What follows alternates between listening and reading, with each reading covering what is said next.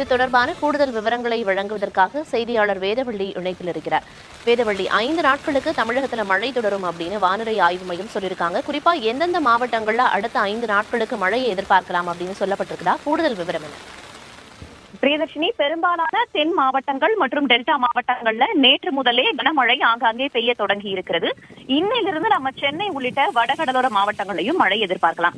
ஏற்கனவே சாரல் மழையாக தொடங்கி இருக்கிறது. நேரம் செல்ல செல்ல மழையோட அளவு அதிகரிப்பதற்கான வாய்ப்பு இருப்பதாக பார்க்கப்படுகிறது.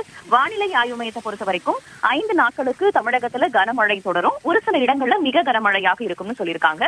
பெரும்பாலான மாவட்டங்கள்ல 50 கிலோமீட்டர் வேகம் வரைக்கும் காற்று வீச மிதமான மழை பெய்ய வாய்ப்பு இருக்கு அப்படின்ற ஒரு தகவலும் தெரிவிக்கப்பட்டிருக்கு.